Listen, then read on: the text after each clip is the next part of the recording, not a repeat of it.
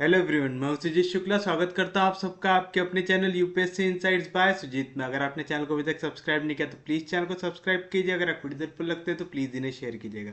आपका चैनल को सब्सक्राइब करना हमें मोटिवेट करता है कि हम इसी तरीके से आपके लिए क्वालिटी कंटेंट लाते रहते। तो चलिए बिना टाइम वेस्ट करे शुरू करते हैं हमारा नेक्स्ट टॉपिक, जो है method of separation of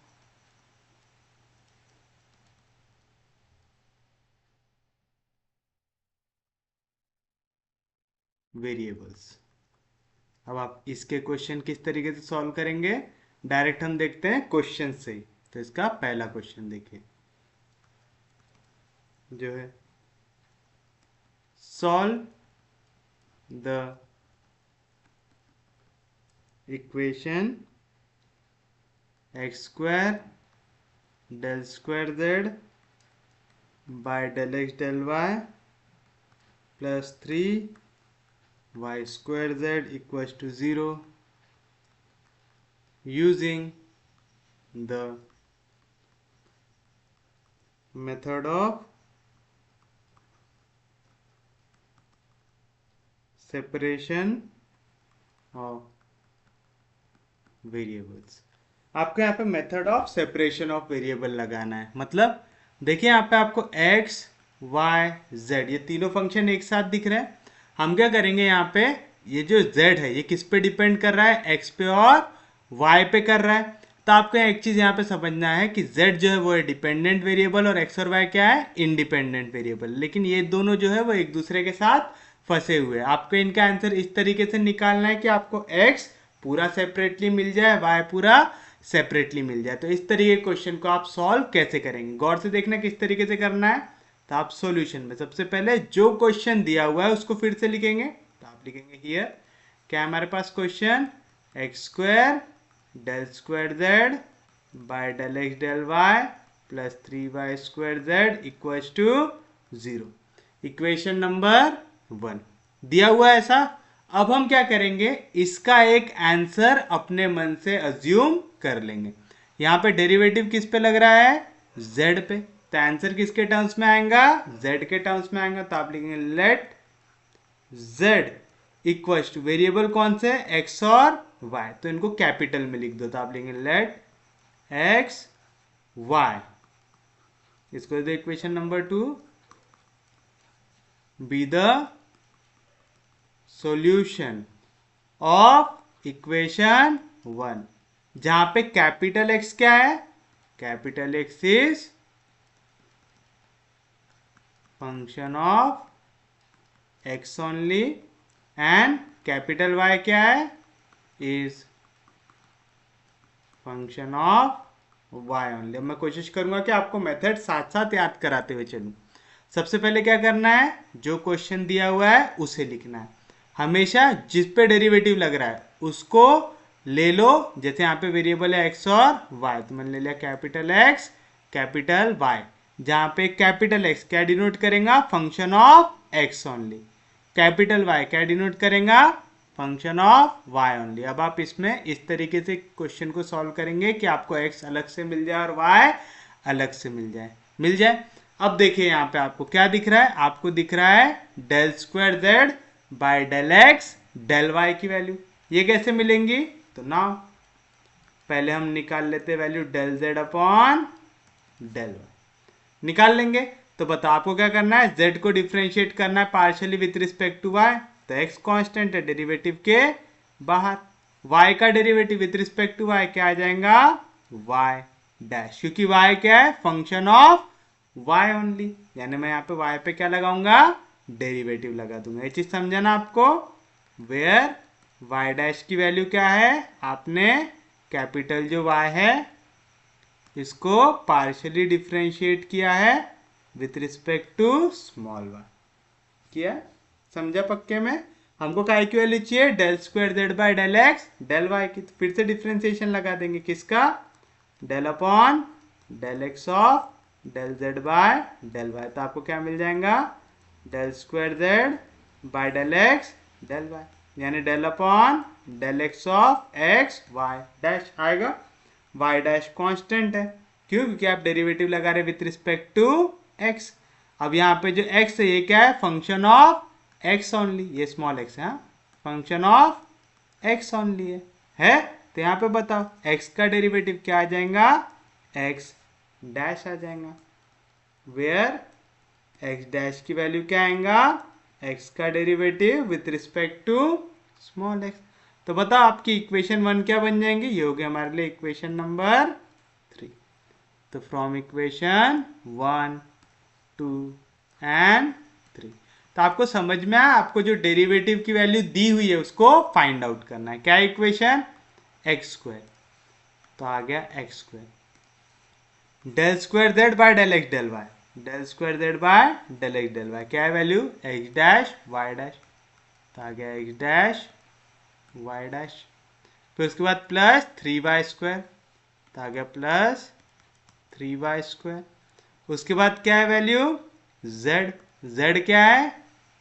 x into y equals to 0 है। ऐसा पूरे x को एक साथ ला लो, y को पूरा एक साथ ला लो, तो क्या मिलेगा?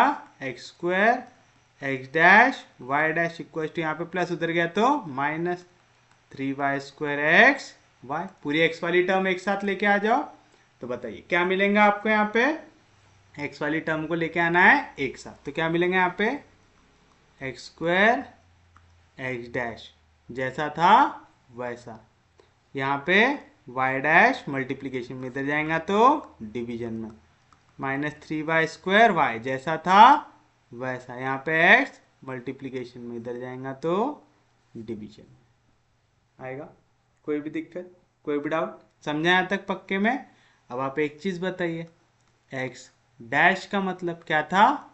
आपको डेरिवेटिव निकालना है किसका? x का। निकालना है किसके रिस्पेक्ट में? विथ रिस्पेक्ट टू x निकालना है।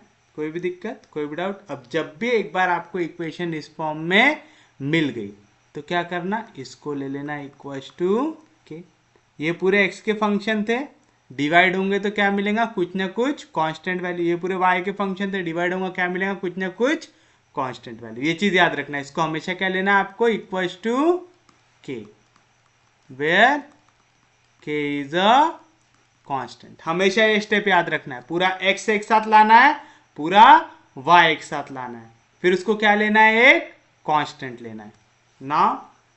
पहले x वाली टर्म को लो इक्वल टू कांस्टेंट, फिर y वाली टर्म को लो इक्वल टू कांस्टेंट। अभी अगर हार्ड भी लग रहा होगा थोड़ा सा सुनते रहो, उसके बाद आपको अच्छे से समझ में आने लग जाएगा। क्या आएगा? X square x dash upon x equals to k आया। इसको ले लो इक्वेशन नंबर 4।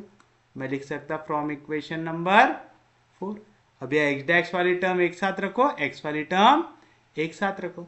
अब बताओ एक्स डैश की वैल्यू क्या है? आपने एक्स पे जब डेरिवेटिव लगाया विथ रिस्पेक्ट टू एक्स तो आपको क्या मिला? X dash. लेकिन मैंने तो यहाँ पे एक्स डैश की वैल्यू क्या लिखा हूं? मैंने एक्स डैश की वैल्यू लिखा हूं del x upon del x. मैंने यहाँ पे डी डी कैसे कन्वर्ट कर दिया? अब ये चीज समझो, इस क्वेश्चन में आपको कहीं पे y की टर्म दिख रही है क्या? नहीं दिख रही है। आपने पूरे x की टर्म को सेपरेटली लेके गए, तो यहाँ पे आप चाहे d लिखो चाहे डेल लिखो, कोई फर्क पड़ेगा क्या? नहीं पड़ेगा। अगर मैं बोलता हूँ आपको सिर्फ यहाँ पे x की टर्म है तो अज्यूम करो x क्यूब है, मैं बोलता हूँ x क्यूब का डेरिवेटिव निकालो विद रिस्पेक्ट टू x, क्या मिलेगा? 3x square. मैं बोलता हूँ x क्यूब का पार्शियल डेरिवेटिव निकालो विद रिस्पेक्ट टू x, क्या मिलेगा? 3x square. तो अगर टर्म पूरी x की है तो आप चाहे डेल x लिखो चाहे dx लिखो, कोई फर्क पड़ता है क्या? नहीं पड़ता है। ये चीज समझ में आई पहले सबको? पक्के में? ये पहला क्वेश्चन है, करके मैं कोशिश कर रहा हूँ यहाँ पे धीरे धीरे धीरे धीरे कंसेप्ट को हम इंट्रोड्यूस करते जाए। तो क्या मिलेगा हमको? एक्स स्क्वायर, डिवीजन में क्या था? x था। x डैश का मतलब क्या लिखेंगे हम? dx upon dx equals to k आएगा। ये चीज समझा ना? मैंने यहाँ पे d क्यों कर दिया? क्योंकि यहाँ पे पूरी की पूरी टर्म काय की है? x की है। y की कोई टर्म है क्या? नहीं। तो आप उसका पार्शियल डेरिवेटिव निकालो चाहे कंप्लीट डेरिवेटिव निकालो, उसमें कुछ भी फर्क पड़ता है क्या? नहीं पड़ता। अब देखो कैपिटल एक्स को एक साथ रखो, स्मॉल एक्स को एक साथ रखो, तो देखो यहाँ पे डी एक्स जैसा था वैसा, यहाँ पे डिवीजन में एक्स जैसा था वैसा, के जैसा था वैसा, यहाँ पे डी एक्स डिवीजन में इधर जाएगा तो मल्टीप्लीकेशन में, एक्स स्क्वायर मल्टीप्लीकेशन में इधर आएगा तो डिवीजन में आएगा। अब क्या करेंगे, इसको इंटीग्रेट कर देंगे। x 1/x into D x, denominator का डेरिवेटिव न्यूमरेटर में प्रेजेंट है तो आंसर क्या आएगा, लॉग ऑफ डिनोमिनेटर, तो आ गया log of x। 1/x square का इंटीग्रेशन क्या होगा, एक्स स्क्वायर ऊपर जाएगा तो क्या हो जाएगा, x का power -2, x to the power n का इंटीग्रेशन क्या रहता, x to the power n+1 upon n+1, -2 + 1 कितना होगा, -1, तो आएगा x का पावर -1 अपॉन -1, मतलब -1/x। तो मैं इसको लिख सकता हूँ -k/x, लिख सकता है, ये चीज समझा ना, k कांस्टेंट है, इंटीग्रेशन के बाहर आ जाएगा। 1/x स्क्वायर का इंटीग्रेशन अभी हमने निकाला क्या था, x to the power -1 upon -1, मतलब -1/x, x का पावर -1 नीचे आएगा तो +1, तो आया -1/x, तो क्या है वैल्यू, -k/x, क्योंकि आपने यहाँ पे इंटीग्रेट किया, आपको क्या ऐड करना पड़ेगा, एक आर्बिट्ररी कांस्टेंट, तो आपने लिखा plus log of c1, where c1 is arbitrary constant आएगा। यहाँ पे प्लस लॉग, इधर आया तो minus log, log m minus log n क्या होता है, log of m upon n, तो आएगा लॉग ऑफ m के जगह है x अपॉन n के जगह है c1 इक्वल्स टू -k/x। यहाँ पे लॉग इधर गया तो एक्सपोनेंशियल, तो x अपॉन c1 की वैल्यू क्या आएंगी, e to the power -k/x, तो यहाँ से आपको कैपिटल x की वैल्यू मिल गई। यहाँ पे c1 डिवीजन में इधर गया तो मल्टीप्लीकेशन आएगा c1 e to the power -k/x। निकाल लिए, कोई भी दिक्कत, ये हो गया था इक्वेशन नंबर 4, ये हो जाएगा आपके लिए इक्वेशन नंबर 5। जिनको अभी भी नहीं समझा है वो ये देखो, अब हमारे पास पूरी y की टर्म है, कहां से, फ्रॉम इक्वेशन नंबर 4, तो फ्रॉम इक्वेशन नंबर 4 मैं पूरी y की टर्म ले सकता हूं, क्या है, -3y² y upon y dash equals to k, दिया हुआ है ऐसा, कोई दिक्कत नहीं किसी को।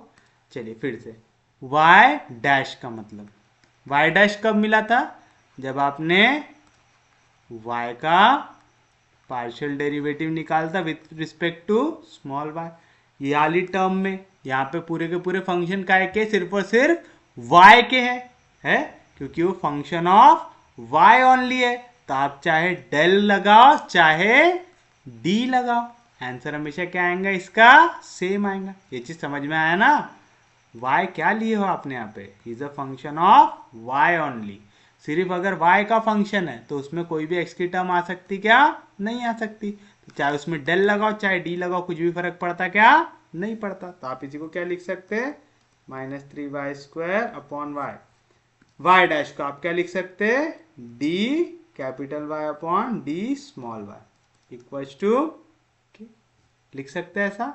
तो बताइए क्या मिलेगा यहाँ से आपको, यहाँ पे dy कैपिटल वाला डिवीजन में इधर जाएगा तो मल्टीप्लीकेशन में, यहाँ पे कैपिटल Y मल्टीप्लीकेशन में इधर जाएगा तो डिवीजन में आएगा। यहाँ पे -3y² जैसा था वैसा, यहाँ पे स्मॉल dy कहाँ पे, डिनोमिनेटर के डिनोमिनेटर में, कहाँ पे चले जाएगा, न्यूमरेटर में, और यहाँ पे k मल्टीप्लीकेशन में इधर आएगा तो डिवीजन में आएगा। आपको यहाँ पे वैल्यू क्या की चाहिए, कैपिटल Y की, तो कैपिटल Y को पूरा खाली रखो, कैपिटल Y की तरफ कोई भी वैल्यू आनी चाहिए क्या, नहीं। अब इनका इंटीग्रेशन निकालना आता है आपको, आता है तो चलिए निकाल लेते हैं। अब इसको कर देंगे इंटीग्रेट, मैं इसको राइट हैंड साइड में लिखता हूँ, ठीक है। तो dy अपॉन y, इसका इंटीग्रेशन क्या आएगा, log of y, -3/k constant है इंटीग्रेशन के बाहर, y² का इंटीग्रेशन y³ अपॉन 3, क्योंकि मैंने इंटीग्रेशन लगाया, मेरे को क्या ऐड करना पड़ेगा, एक आर्बिट्ररी कांस्टेंट, एक वैल्यू लॉग में, तो उसको काटने के लिए मैं कांस्टेंट को भी काय में ले लूंगा, लॉग में, where c2 is arbitrary constant. यहाँ पे 3 और 3 हो जाएगा कैंसिल, यहाँ पे लॉग c2 उधर गया तो माइनस लॉग c2, तो log m minus log n क्या होगा, log of m upon n, तो आएगा log of y upon C2 equal to यहाँ पे क्या बचा वाई क्यूब बाय के, तो आ गया वाई क्यूब बाय के, यहाँ पे लॉग उधर जाएगा तो एक्सपोनेंशियल, तो आएगा capital Y upon C2 equal to e to the power y cube by k, यहाँ पे C2 डिवीजन में उधर जाएगा तो मल्टीप्लीकेशन, तो वाई की वैल्यू क्या आएंगी C2 e to the power y cube by k, तो आपके पास कैपिटल वाई की भी वैल्यू आ गई।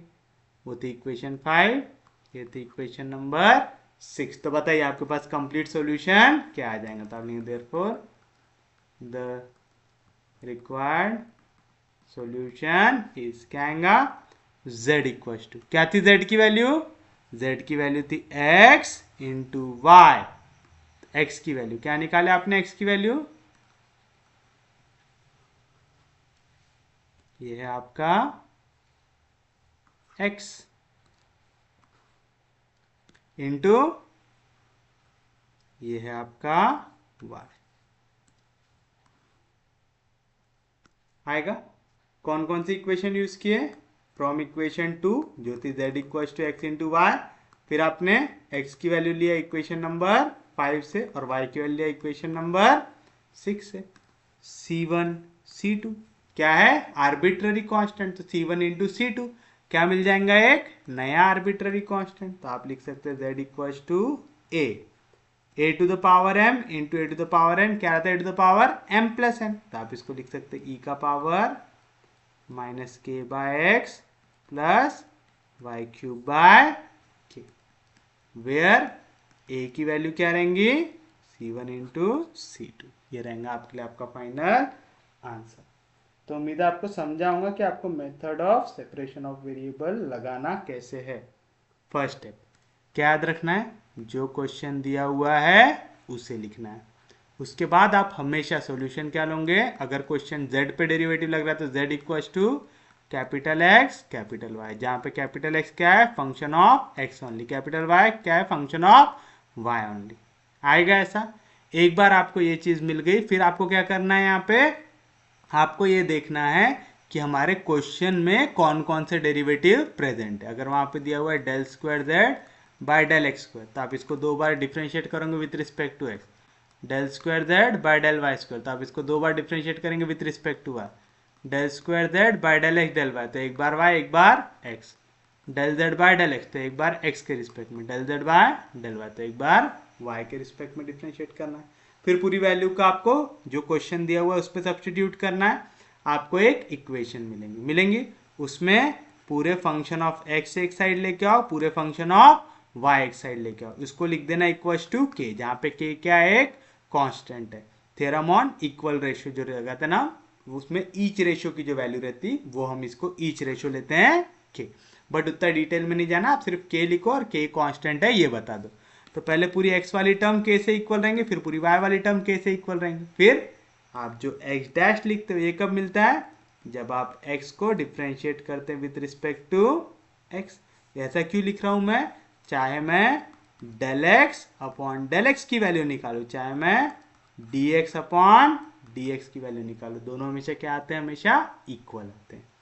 याद रखेंगे x का partial derivative with respect to x, x क्या है फंक्शन ऑफ x ओनली, तो इसमें तो y की टर्म आएंगी नहीं।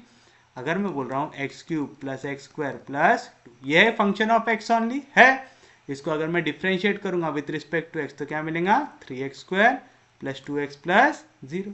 अगर मैं इसको पार्शियली भी डिफ्रेंशिएट करूंगा तब भी क्या मिलेगा 3x square plus 2x plus 0। तो आप चाहे पार्शियली डिफ्रेंशिएट करो चाहे कंप्लीटली डिफ्रेंशिएट करो, आंसर सेम आता है जब फंक्शन सिर्फ और सिर्फ एक वेरिएबल का। समझ में आया? तो मैं del x upon del x को क्या लिख सकता हूँ, d x upon d x. Same चीज कैपिटल वाई डैश को क्या लिख सकता हूँ, d capital Y upon d small y लिख सकता हूँ।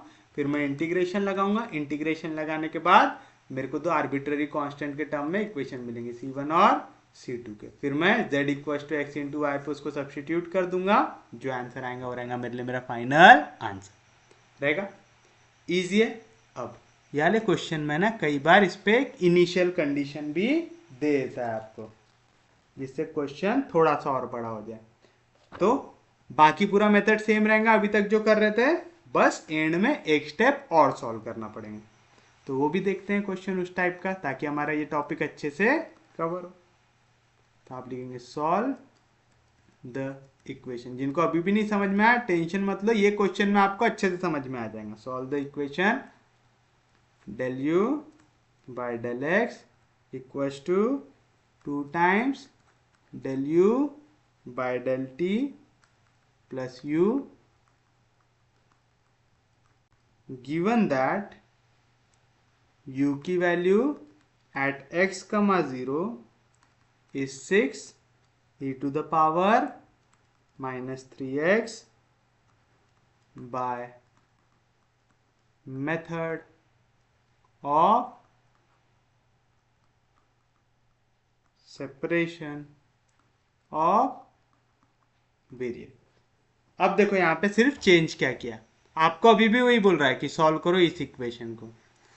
z के जगह कौन आ गया, u आ गया, है ना। तो u पे डेरिवेटिव लग रहा है, u होगा डिपेंडेंट, x के रिस्पेक्ट में डेरिवेटिव लग रहा है, t के रिस्पेक्ट में लग रहा है। तो x और t ये कौन से हो गए, इंडिपेंडेंट वेरिएबल हो गए।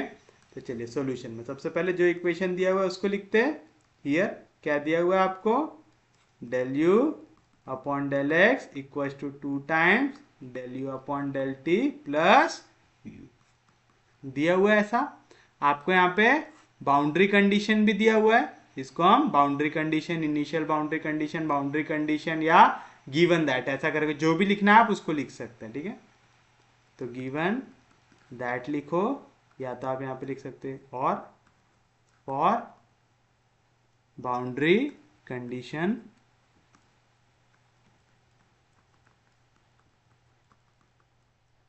क्या दिया हुआ है, boundary condition u of x, 0 equal to 6 e to the power minus 3x। ये सबसे आखिर में यूज करते हैं, जो बताया ना एक स्टेप एक्स्ट्रा होती है वो इसके वजह से होती है, जो आपका कांस्टेंट रहता है उसकी वैल्यू निकालना पड़ता है। इससे दिया हुआ है ऐसा। पहली चीज हम कुछ भी चेंज करेंगे क्या, नहीं। क्या बताया था मास्टर ने, लेट लिखना जिस पे डेरिवेटिव लग रहा है। तो u इक्वल टू, यहां पे किस पे डेरिवेटिव लग रहा था, z पे लग रहा था, तो हमने क्या लिखा, z इक्वल टू किसके रिस्पेक्ट में डेरिवेटिव लग रहा था, x और y पे, तो हमने उसको कैपिटल में मल्टीप्लीकेशन में लगे थे। यहाँ पे देखो किसके रिस्पेक्ट में डेरिवेटिव लग रहा है, x और t के, तो इसका आंसर क्या आ जाएगा, x t आ गया। वेयर x, पहले तो लिखो let u equal to be the solution of equation 1 where x is a function of x only and second क्या है, t is a function of t only। लिख दिए। अब देखो यहाँ पे कौन कौन से डेरिवेटिव लग रहे हैं हमको। पहला लग रहा है del u by del x, तो बताओ therefore del u by del x की वैल्यू क्या आएंगी, आपको डिफ्रेंशिएट करना है विथ रिस्पेक्ट टू एक्स करना है, तो टी कांस्टेंट है डेरिवेटिव के बाहर, क्योंकि टी क्या है, फंक्शन ऑफ टी ओनली है। अब बताओ एक्स पे अगर आप डेरिवेटिव लगाओगे तो आपको क्या मिल जाएगा, एक्स डैश मिल जाएगा, मिलेगा। इक्वेशन 3 हो गया। इक्वेशन 4 जैसे बोलते ना एफ ऑफ एक्स पे डेरिवेटिव लगाए तो क्या मिलता, एफ डैश ऑफ एक्स मिलता है ना, यानी एक बार डेरिवेटिव लग गया उसमें। तो वेयर एक्स डैश कब मिला आपको, जब आपने एक्स पे डेरिवेटिव लगाया विद रिस्पेक्ट टू एक्स, मिला। कोई भी दिक्कत, कोई भी डाउट, समझा पक्के में। नेक्स्ट वैल्यू क्या की चाहिए हमको, del you by del t की, del you by del t के लिए एक्स क्या है, फंक्शन ऑफ एक्स ओनली, तो जब आप with respect to t differentiate कर रहे हैं तो x को क्या लेंगे, एज अ कांस्टेंट, तो आ गया बाहर t का डेरिवेटिव t डैश हो गया। वेयर t डैश कब मिला, जब आपने t पे डेरिवेटिव लगाया partially with respect to t। एक चीज याद रखना, x डैश कब मिला, जब आपने x पे डेरिवेटिव लगाया partially with respect to x। मिला है ऐसा, ये वैल्यू इक्वल रहेंगी dx अपॉन dx से रहेगी। क्यों, आप x को डिफ्रेंशिएट करोगे partially with respect to x, x क्या है, फंक्शन ऑफ x, आप एफ ऑफ एक्स पे पार्शियल डेरिवेटिव लगाओ, चाहे आप एफ ऑफ एक्स पे कंप्लीट डेरिवेटिव लगाओ, आपका आंसर हमेशा क्या मिलता है? सेम। क्यों? क्योंकि वो फंक्शन है सिर्फ और सिर्फ एक्स का, है ना। समझा पक्के में? यहाँ तक किसी को कोई दिक्कत नहीं? तो बताइए फ्रॉम इक्वेशन कौन कौन सी लग रही है हमको यहाँ पे? 1 3 1 3 4 एंड 5 वी गेट क्या थी value? Del you by del x. क्या है del you by del x? X dash t equals to 2 time del you by del t, तो आ गया 2 time del you by del t. क्या है? X t dash plus u, u की value क्या है? एक्स टी है। अब पूरा एक्स एक साथ लेके आओ, पूरा टी एक साथ लेके आओ। तो यहाँ पे कुछ दिख रहा है क्या? यहाँ पे भी एक्स दिख रहा है, यहाँ पे भी एक्स दिख रहा है, कॉमन निकाल सकते तो आएगा x dash t equals to 2 t dash plus t, और यहाँ से आपने क्या कॉमन निकाल लिया? एक्स। यहाँ पे एक्स मल्टीप्लीकेशन में इधर आएगा तो डिवीजन में आएगा x dash upon x equals to यहाँ पे 2d dash plus T, division में आ गया टी। पूरा एक्स एक साथ हो गया, पूरा टी एक साथ हो गया, तो ले लो इसको इक्वल्स टू के। ले लिया आपने, यहाँ पे से लिखना हो, ठीक है, ऐसे बाय से लिखे। इक्वेशन 6 वेयर के क्या है? के इज अ कांस्टेंट। असल में हम यहाँ पे ईच रेशो की वैल्यू निकाल रहे हैं, याद है ना? थ्योरम ऑन इक्वल रेशो में ईच रेशो निकालते थे आप, वो ईच रेशो की वैल्यू इक्वल्स टू के लेंगे। तो पहली वैल्यू इक्वल रहेंगी के से, फिर दूसरी वैल्यू इक्वल रहेंगी के से। तो फ्रॉम इक्वेशन 6 क्या मिलेगा आपको? X dash upon x equals to k. कहाँ से लिया? फ्रॉम इक्वेशन नंबर 6 से लिया। तो आप इसी को क्या लिख सकते हैं? एक्स डैश मतलब dx upon x equals to k times dx लिख सकते हैं। अब पेपर में वाली स्टेप डायरेक्ट लिखना आ जाएगा आपको। देखो एक्स डैश कब मिलता? जब आपने x में पार्शियल डेरिवेटिव लगाया with respect to x। x क्या है? Function of x only. तो मैं डेल एक्स लिखूँ चाहे dx अपॉन dx लिखूँ, कोई फर्क पड़ता क्या? नहीं। क्या थी वैल्यू? x डैश, यानी dx upon dx upon x equals to k. ये dx कहाँ पे है? न्यूमरेटर के डिनोमिनेटर में। कहाँ पे जाएगा? डिनोमिनेटर में जाएगा dx upon x into dx equals to k. यहाँ पे dx डिवीजन में इधर जाएगा मल्टीप्लाई में जाएगा dx upon x equals to k dx। तो आप पेपर में डायरेक्ट वाली स्टेप लिखेंगे। समझा? ऐसे बचाना पड़ता है आपको स्पेस पेपर। समझा पक्के में? अब इसका इंटीग्रेशन निकालना आता है आपको? आता है, तो कर दो इंटीग्रेट। dx अपॉन एक्स क्या आएगा? इंटीग्रेशन log ऑफ x, के कांस्टेंट है, इंटीग्रेशन के बाहर dx का इंटीग्रेशन x, क्योंकि इंटीग्रेशन लगा एक आर्बिट्ररी कांस्टेंट ऐड करना पड़ेगा, तो लिखेंगे log of c1 where c1 is arbitrary constant. आएगा ऐसा, यहाँ पे प्लस log c1, इधर जाएगा तो माइनस log c1, तो आएगा log x minus log c1 equals to k x. Log m minus log n क्या होता है? Log of m upon n. तो आप इसको लिख सकते हैं log of x upon c1 equals to k x. इधर लॉग उधर गया तो एक्सपोनेंशियल आएगा e टू द पावर के एक्स। तो बताइए यहाँ से आपको x की वैल्यू क्या मिली? यहाँ पे c1 डिवीजन में उधर जाएगा तो मल्टीप्लाई होता है c1 e to the power के एक्स। इक्वेशन 6 दे चुके थे, ये हो गया आपके लिए इक्वेशन नंबर 7। आ गया इक्वेशन नंबर 6 से। और इक्वेशन भी आप ले सकते हैं, अगर मैं आखिर के दो रेशो को ले लूं।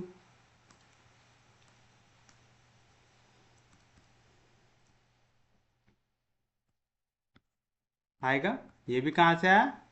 From equation 6। डिवाइड कर दो तो क्या आएगा? 2d डैश अपॉन टी, यहाँ पे टी टी कैंसल तो आएगा +1 इक्वल्स टू के। तो 2d dash upon t equals to यहाँ पे +1 उधर गया तो -1 आएगा। मैंने बताया था हमेशा टी को खाली रखो, तो यहाँ पे 2 मल्टीप्लीकेशन इधर आएगा तो डिवीजन में आएगा t dash upon t equals to k -1 upon 2 आएगा। अब बताइए क्या करेंगे? टी डैश है, टी डैश कब मिला होगा? जब आपने डेरिवेटिव लगाया होगा टी पे। किसके रिस्पेक्ट में, स्मॉल टी के, तो आएगा के माइनस 2 इंटू डी टी। तो समझा, टी डैश को हटाना है तो क्या करो, लेफ्ट हैंड साइड में डी टी लिख दो, राइट हैंड साइड में स्मॉल डी टी लिख दो। एक्स डैश को हटाना है तो क्या करो, लेफ्ट हैंड साइड में कैपिटल डी एक्स लिख दो, राइट हैंड साइड में स्मॉल डी एक्स लिख दो। तो एक स्टेप ऐसा याद रखा जाता है, ठीक है। जैसे मैंने एकदम से ये डायरेक्ट कैसे लिख दिया, क्योंकि मेरे को याला लॉजिक याद था। समझ रहा है पक्के में, या तो फिर आपके ऊपर है। टी डैश कब मिलाऊंगा, जब आपने टी पे पार्शियल डेरिवेटिव लगाया था with respect to t. T क्या है, फंक्शन ऑफ टी ओनली, तो चाहे उसमें पार्शियल डेरिवेटिव लगाओ चाहे कंप्लीट डेरिवेटिव लगाओ, सेम आंसर मिलता है। तो मैं टी डैश को क्या लिख सकता हूँ, D t upon d T. तो यहाँ पे क्या आएगा, यहाँ तक किए, फिर टी डैश की जगह आप क्या लिख सकते हैं, d t upon d t upon capital T equal to k minus 1 upon 2। D t कहाँ पे, न्यूमरेटर के डिनोमिनेटर में, कहाँ पे जाएगा, डिनोमिनेटर में जाएगा, d t upon t, d t equal to k minus 1 upon 2। यहाँ पे डी टी डिवीजन में इधर जाएगा तो मल्टीप्लीकेशन जाएगा, d t upon t equal to k minus 1 upon 2 into d t. ठीक है, तो आपकी मर्जी, बट मेरे हिसाब से स्पेस बच सकती है और सेम मार्क मिलना है तो काय के लिए ज़्यादा की मेहनत करना। चलिए बताइए क्या कर देंगे, इसको इंटीग्रेट कर देंगे। कैसे करेंगे integrate, d t by t, क्या आएंगे answer, log t. K minus 1 upon 2, ये पूरी वैल्यू कैसी है, कांस्टेंट। आ गई बाहर डी टी का इंटीग्रेशन टी, क्योंकि आपने इंटीग्रेट किया, आपको क्या ऐड करना पड़ेगा, एक आर्बिट्ररी कांस्टेंट। आ जाएगा log of C2, where C2 is arbitrary constant। यहाँ पे प्लस लॉग, इधर जाएगा तो माइनस लॉग, तो log m minus log n, क्या आएगा, log of m upon n। समझा ना, यहाँ पे प्लस था, इधर गया तो माइनस हो गया, equal to k minus 1 upon 2 into t. यहाँ पे लॉग, उधर जाएगा तो एक्सपोनेंशियल आएगा, t upon C2 equal to e to the power के minus 1 upon 2 into t. C2 यहाँ पे डिवीजन में, इधर जाएगा तो मल्टीप्लीकेशन, तो टी की वैल्यू क्या आएंगी, C2 e to the power के minus 1 upon 2 into t. Equation number 8 आएगा। कोई भी दिक्कत, कोई भी डाउट, समझे यहाँ तक?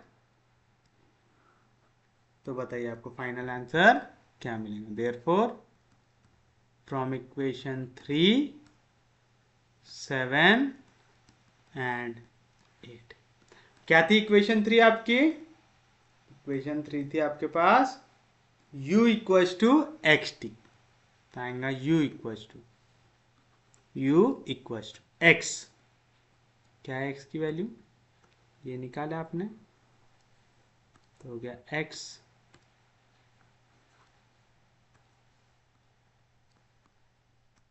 उसके बाद t,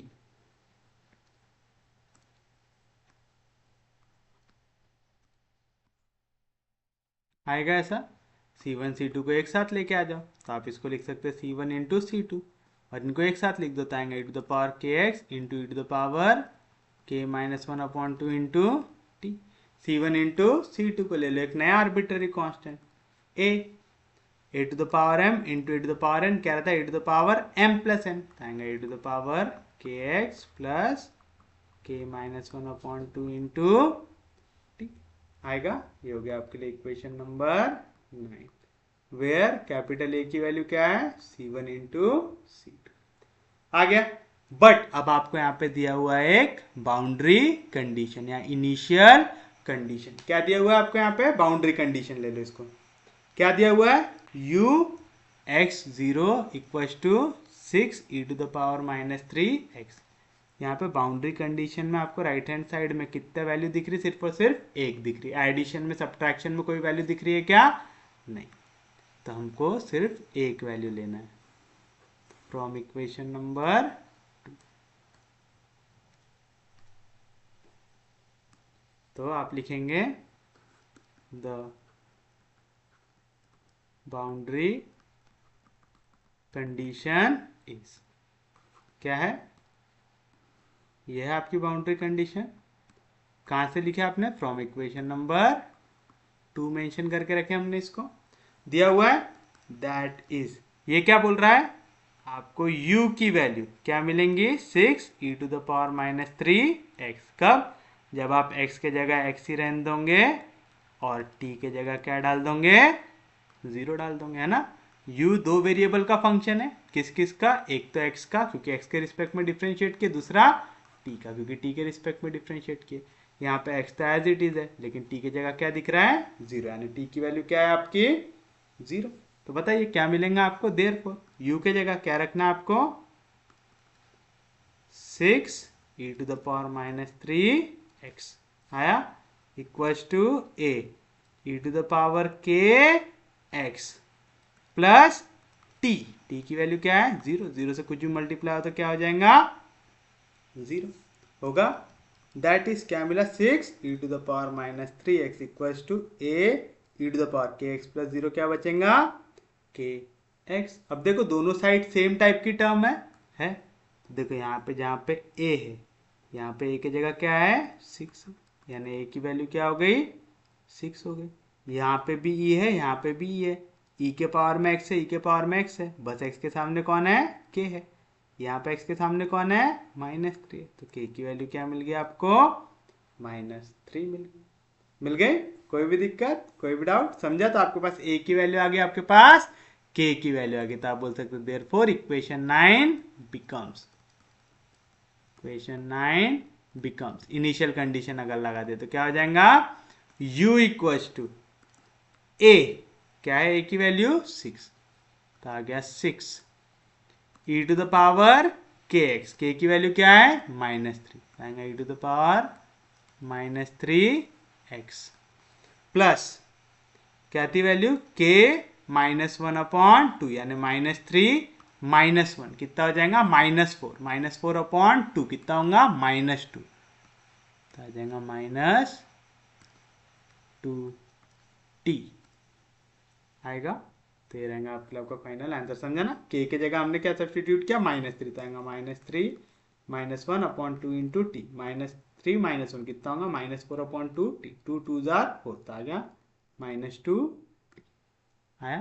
तो ये रहेगा आपके लिए final answer problem which is the required solution.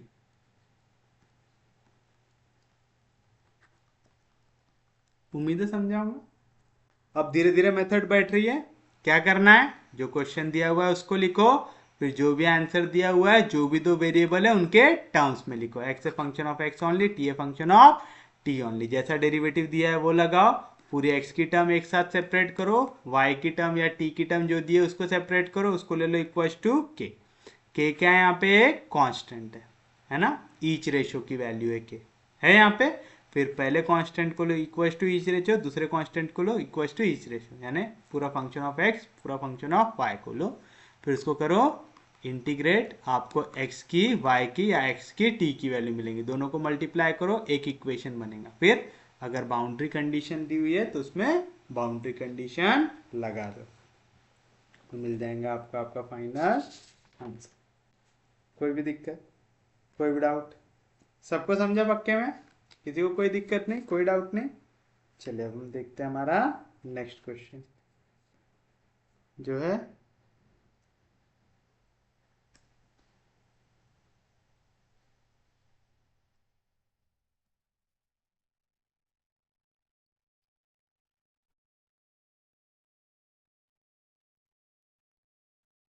solve using method of separation of variables for del u upon del x plus del u upon del y equals to 3 times u, given that u की value आती है 3 e का power minus y minus e का power -5y when x equals to 0। तो हमको यहाँ पे boundary condition भी दी हुई है। चलिए बताए, तो सॉल्यूशन में सबसे पहले क्या करते हैं, जो क्वेश्चन दिया हुआ है उसको लिखिए, तो आ जाएगा हियर क्या है 4 del u by del x plus del u by del y equal to 3u। Equation number 1। Boundary condition दी हुई है here the boundary condition is क्या है u की वैल्यू। अब देखो यहाँ पे बाउंड्री कंडीशन में दो वैल्यू एडिशन या सब्ट्रैक्शन में दिख रही है, इससे एक चेंज होता है। वो क्या होता है जब हम बाउंड्री कंडीशन लगाएंगे तब आपको समझ में आएगा। बट याद रखो पिछले वैल्यू में बाउंड्री कंडीशन को गौर से देखो क्या थी 6e⁻³ सिंगल टर्म थी। हमने बाउंड्री कंडीशन लगाते वक्त कुछ भी चेंज नहीं किया था हमारे फाइनल आंसर को, इस आंसर को एज इट इज लिखा था। बट अब यहाँ पे आपको दो वैल्यू बाउंड्री कंडीशन में सब्ट्रैक्शन में, यहाँ पे एडिशन सब्ट्रैक्शन कुछ भी रहने दो, जो चेंज मैं बताऊंगा ना वो आपको आंसर में करना है हमेशा। चलिए आपको इक्वेशन मिल गई, बताइए नेक्स्ट स्टेप क्या बताया था मास्टर ने। पहले देखना किस पे डेरिवेटिव लग रहा है, किस पे लग रहा है u पे लग रहा है। तो आप लिखेंगे लेट u इक्वल टू किसके रिस्पेक्ट में लग रहा है x और y के रिस्पेक्ट में लग रहा है, तो लिख दो capital X capital Y। Equation 3 be the solution of equation 1 where capital X क्या है is a function of x only and capital Y क्या है is a function of y only. समझ गया पक्के में। चलिए बताइए अब क्या निकालना है del u by del x। तो आप निकालेंगे therefore del u by del x, यानी u को डिफरेंशिएट करो partially with respect to x, तो y वाली टर्म तो पूरी हो जाएंगी कांस्टेंट, आगे बार x का डेरिवेटिव हो जाएगा x डैश हो जाएगा वेयर x डैश कब मिला जब आपने x को डिफरेंशिएट किया विद रिस्पेक्ट टू x। मिला पक्के में। सिमिलरली का इक्वल निकालेंगे आप del u by del y की, करो u को differentiate with respect to y, तो x कांस्टेंट है डेरिवेटिव के बाहर, y का डेरिवेटिव y डैश आएगा। इक्वेशन 4 हो गया, ये हो जाएगा equation number 5 where y dash कब मिला आपको जब आपने y को डिफरेंशिएट किया विद रिस्पेक्ट टू y मिला। तो फ्रॉम इक्वेशन कौन कौन सी थी, इक्वेशन 1 है हमारे लिए गिवन, इक्वेशन 3 4 5, तो 1 3 4 5 क्या मिलेगा 4 into del u by del x। क्या है del u by del x x dash y plus del u by del y, तो आ गया plus del u by del y क्या है x y डैश, उसके बाद इक्वल्स टू 3 टाइम्स u, तो आ गया इक्वल्स टू 3 टाइम्स u की वैल्यू क्या है x y। अब आपको पूरी x वाली टर्म एक साथ लेके आना है, पूरी y वाली टर्म एक साथ लेके आना है। क्या कर सकते हैं यहाँ पे आप x वाली टर्म एक साथ बना सकते हो, शिफ्ट कर दो साइड, तो आएगा 4 x dash y equal to यहाँ पे प्लस x उधर गया तो माइनस, तो आएगा 3 xy माइनस xy डैश, तो 4 x dash y equal to यहाँ पे भी x है यहाँ पे भी x है, निकाल लो कॉमन, तो क्या बचेगा 3y माइनस y डैश बचेगा। यहाँ पे x मल्टीप्लीकेशन इधर जाएगा डिवीजन में, तो आएगा 4 x dash upon x equal to यहाँ पे क्या आएंगी value 3y minus y dash upon यहाँ पे y मल्टीप्लीकेशन इधर आएगा तो डिवीजन आएगा।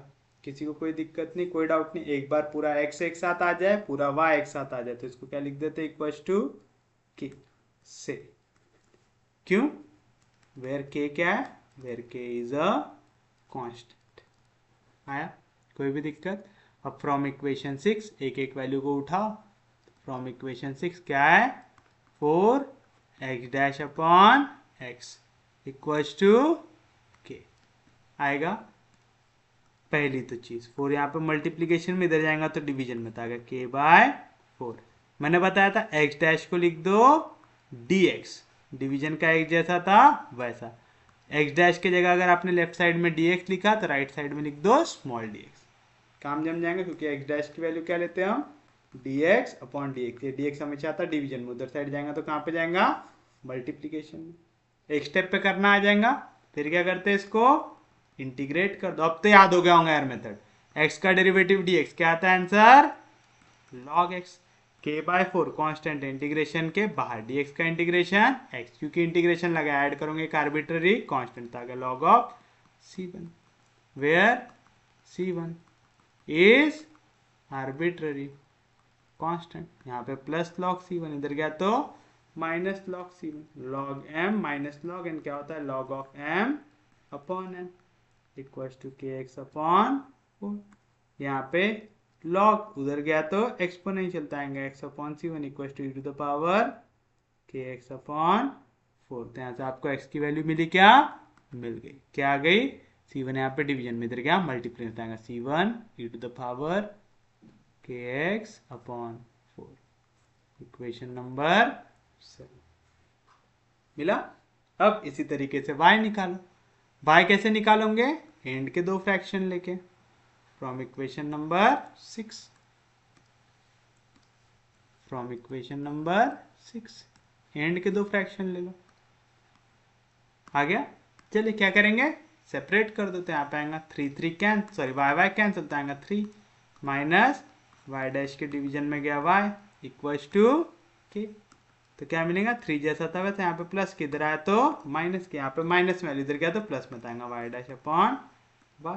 लेकिन y डैश वाली वैल्यू हम हमेशा लेफ्ट में लिखते हैं। चलो y डैश की जगह मैं क्या लिख दूंगा, dy upon y, capital Y एक साथ आ गया, और 3 माइनस के साथ क्या मल्टीप्लाई हो जाएगा, स्मॉल dy होगा। समझा फिर से, y डैश क्या होता है, dy अपॉन स्मॉल dy। तो dy का आप होता है डिवीजन में, तो जब साइड चेंज करेंगे तो मल्टीप्लीकेशन में। तो यहाँ पे dy की जगह मैंने क्या लिखा, y डैश की जगह क्या लिखा, dy upon d।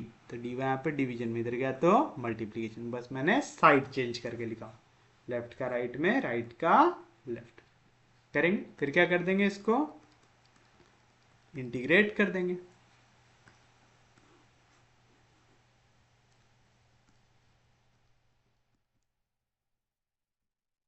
dy by y का इंटीग्रेशन क्या आएगा, log y equals to 3 minus k जैसा था वैसा, dy का इंटीग्रेशन स्मॉल y, क्योंकि आपने इंटीग्रेशन लगाया, क्या ऐड करेंगे, एक आर्बिट्ररी कांस्टेंट था, log of c2, where c2 is arbitrary constant. यहाँ पे प्लस log, इधर गया तो minus log, log m minus log n क्या होता है, log of m upon n, तो आएगा log ऑफ m हो गया k अपॉन n हो गया c2 इक्वल्स टू 3 माइनस के इंटू वाई।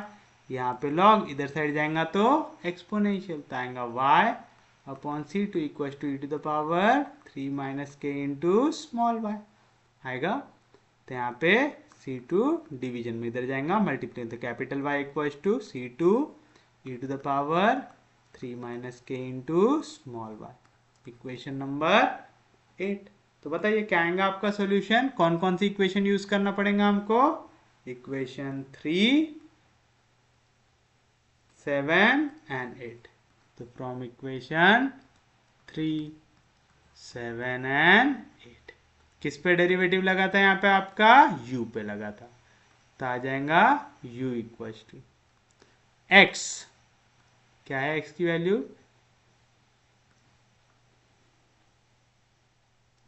ये तो आ गया x इंटू वाई, ये y की वैल्यू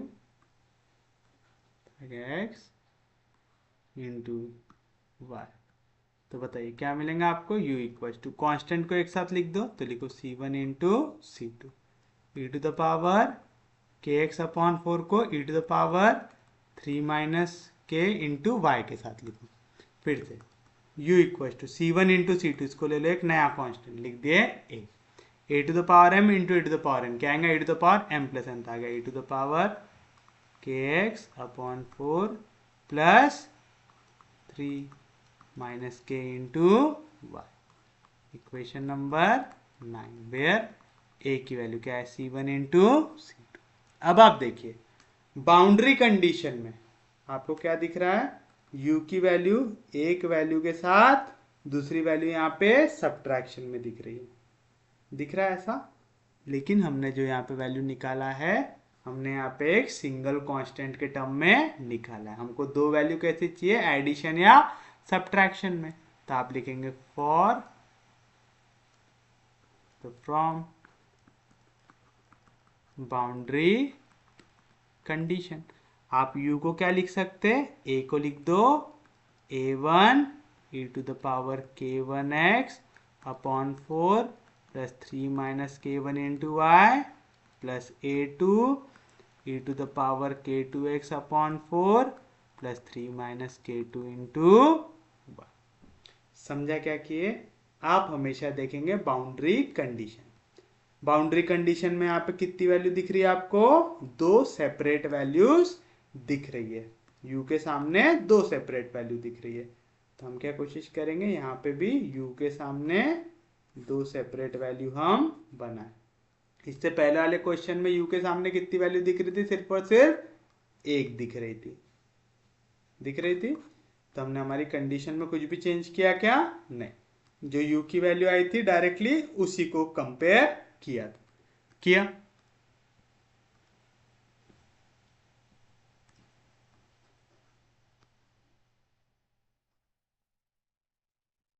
तो इधर आपको ये गिवन है,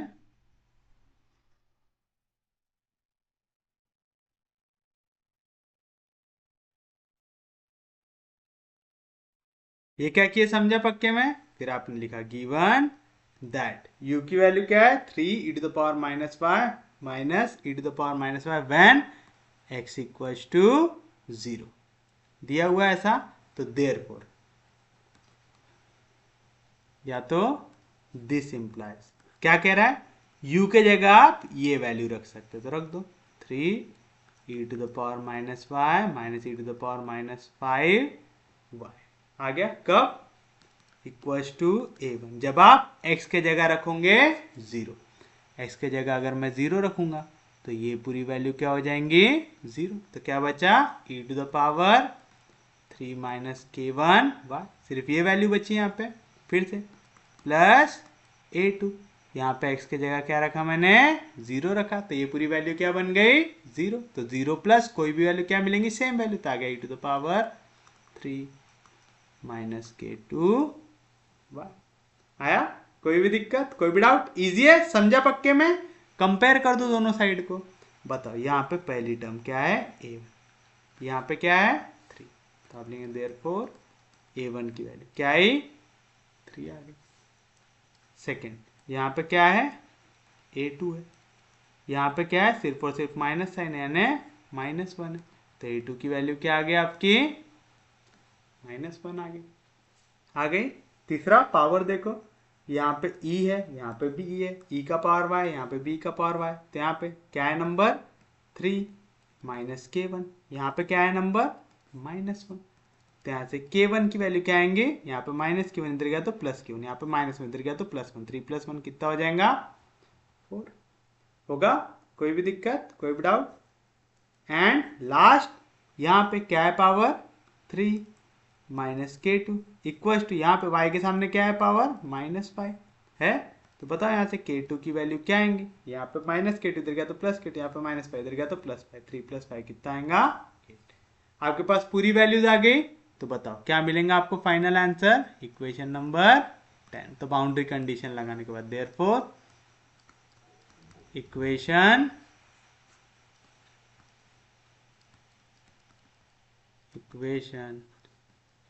10 बिकम्स, क्या मिलेगा u इक्वल्स टू, तो आ गया u इक्वल्स टू a1, क्या है a1 की वैल्यू 3, तो आ गया 3 e to the power k1 upon 4, k1 की वैल्यू क्या है 4, तो 4 अपॉन 4 कितना हो जाएगा 1, तो 1 इंटू एक्स क्या हो गया x हुआ, फिर प्लस 3 माइनस k1 की वैल्यू क्या है 4, तो 3 में से 4 गया तो कितना बचेगा -1, तो -1 इंटू वाई क्या बचेगा -y बचेगा। उसके बाद प्लस a2 की वैल्यू क्या है -1, तो आ गया -1 लिखने की जरूरत है क्या? नहीं।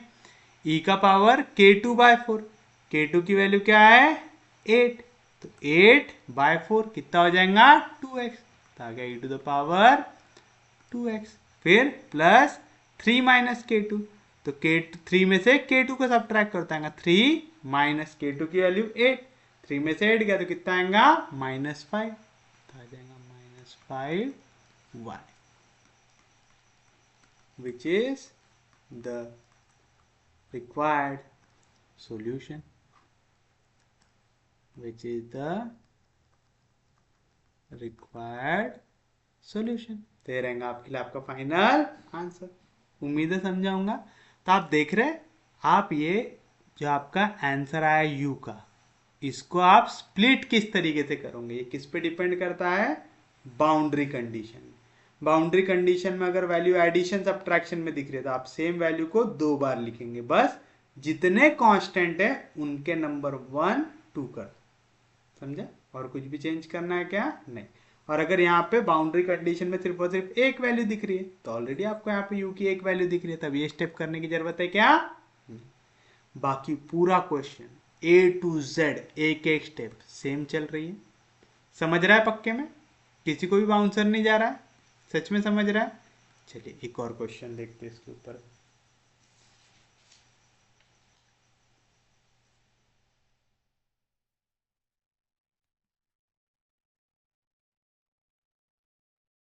अब देखते हैं एक बहुत ज्यादा हार्ड वाला।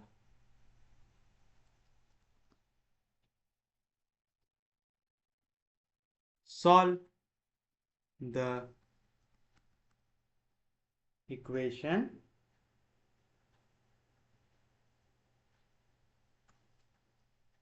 del square u by del x square equals to del u by del y plus 2u, given that u equals to 0, del u by del x equals to 1 plus e to the power -3y when x equals to 0 for all values of y using method of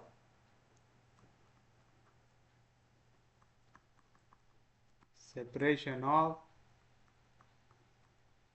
variables.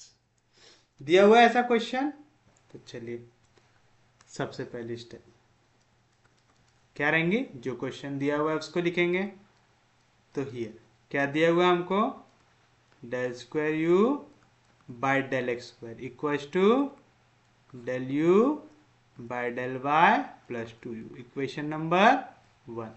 आपको boundary condition भी दिया हुआ है, the boundary condition are क्या दिया हुआ है? u की वैल्यू आ जाएंगी 0 और del u by del x की वैल्यू आ जाएंगी 1 plus e to the power -3y। कब? जब आप x की वैल्यू क्या ले लेंगे? 0, और y की हर एक वैल्यू के लिए, for all values of y, यानी y कुछ भी रखो आपको ये वैल्यू चेंज होंगी क्या? नहीं। जैसे x0 डाले u0 हो जाएगा, del u by del x की ये वैल्यू आ जाएंगी। इसको दे equation number.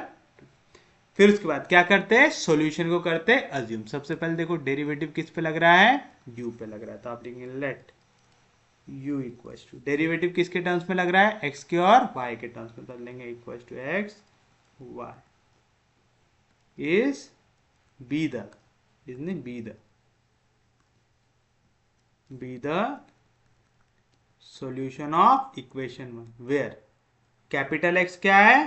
is function of x only and capital Y क्या है? is a function of y only। तब आपको एक चीज समझ में आ गई होंगी। पहले क्वेश्चन में हार्ड लगता है जब भी हम नए टॉपिक पे जा रहे हैं, फिर जैसे जैसे उसके क्वेश्चन देखते वाला टॉपिक इजी होते जाता है। तो पहले ही क्वेश्चन देख के सर पीटना क्या नहीं। अब देखो आपको क्या इक्वलिटी चाहिए, del square you by del x square की चाहिए। Del square you by del x square कब मिलेगा, जब आप del you by del x पे डेरिवेटिव लगाएंगे, है ना। तो पहले u का डेरिवेटिव निकालते हैं विथ रिस्पेक्ट टू x। तो बताओ x का डेरिवेटिव निकालेंगे तो क्या हो जाएगा x डैश, और y कांस्टेंट आ गया डेरिवेटिव के बाहर। फिर निकालेंगे del square u by del x square की वैल्यू निकालेंगे, ये क्या होगा, फिर से x पे डेरिवेटिव लगेगा तो x double dash of y हो जाएगा। होगा, ये चीज समझ रहा है ना, फिर से तो एक्सप्लेन करने की जरूरत नहीं। y है पूरा function of y, partial derivative लगा रहे विद रिस्पेक्ट टू x, तो y कांस्टेंट आ जाएगा बाहर, x का डेरिवेटिव हो जाएगा x डैश हो जाएगा। समझा, वेयर x डबल डैश का मतलब क्या हुआ, आपने x पे 2 बार डेरिवेटिव लगाया विद रिस्पेक्ट टू x लगा।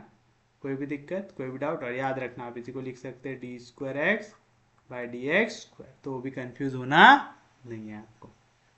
समझे पक्के में, किसी को कोई दिक्कत नहीं, कोई डाउट नहीं, सच में समझ रहा है।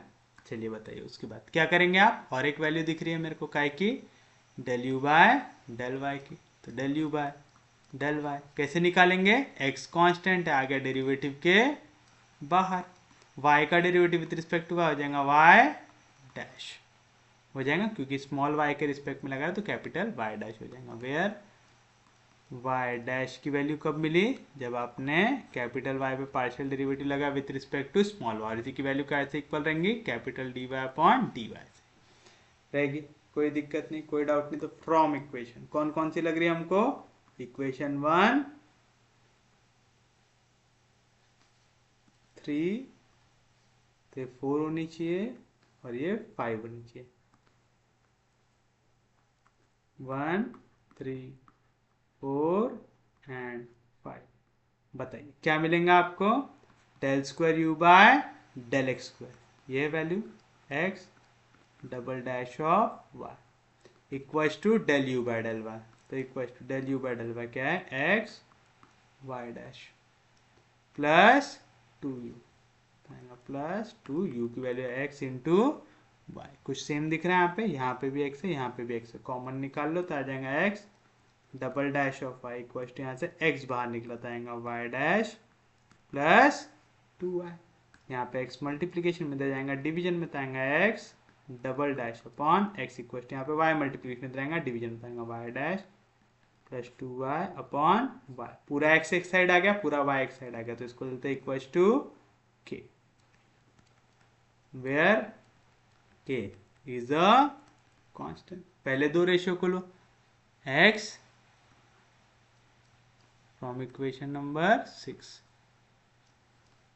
x double dash upon x equals to k लिख दो, लिख सकते हैं ऐसा।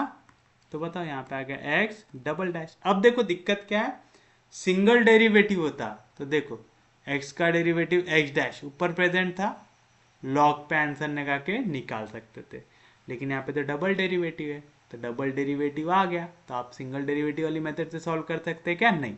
फिर हमने अब जब बाकी मेथड्स पढ़े थे वो लगाना पड़ेगा। यहाँ पे x डिवीजन में इधर जाएगा, मल्टीप्लीकेशन आ जाएगा k टाइम्स x आ जाएगा, आएगा, यानी क्या मिलेंगी वैल्यू, यहाँ पे प्लस इधर गया तो माइनस, तो आ जाएगा x double dash minus k x equals to 0। x double dash कब मिला, जब आपने x पे 2 बार डेरिवेटिव लगाया, तो आप इसको लिख सकते हैं डी स्क्वायर माइनस के into x equals to 0, where d की वैल्यू क्या है, d की वैल्यू होती है derivative with respect to x। तो जैसे आपने पहले एक बार डेरिवेटिव लगा विथ रिस्पेक्ट टू x तो मिला x डैश, तो यहाँ पे 2 बार लगाया तो आ गया डबल डेरिवेटिव, है ना, D square x upon d x square, ये वैल्यू एक्स डबल डैश की, तो यहाँ पे मैंने उसकी जगह लिख दिया कैपिटल डी, तो आ गया डी स्क्वायर माइनस के, और यहाँ पे भी डेरिवेटिव लग रहा था कैपिटल एक्स में, यहाँ पे भी कैपिटल एक्स से निकाल लिए बाहर, निकाल लिए, कोई भी दिक्कत, कोई भी डाउट। तो चलिए इसका सॉल्यूशन क्या आएगा, देयरफॉर सॉल्यूशन क्या आएगा, किसका आंसर है x, तो आ जाएगा x इक्वल्स टू सिर्फ और सिर्फ कैसे इक्वल आएगा, CF से आएगा, पक्के में CF कैसे निकालते हैं। सबसे पहले आप क्या देखते हैं, यहाँ पे ऑक्सिलरी इक्वेशन से वैल्यू, तो ऑक्सिलरी इक्वेशन निकालना पड़ेगा इसका, कोई छोटी मेथड है ही नहीं इसकी। इक्वेशन 7, तो आप लेंगे ऑक्सिलरी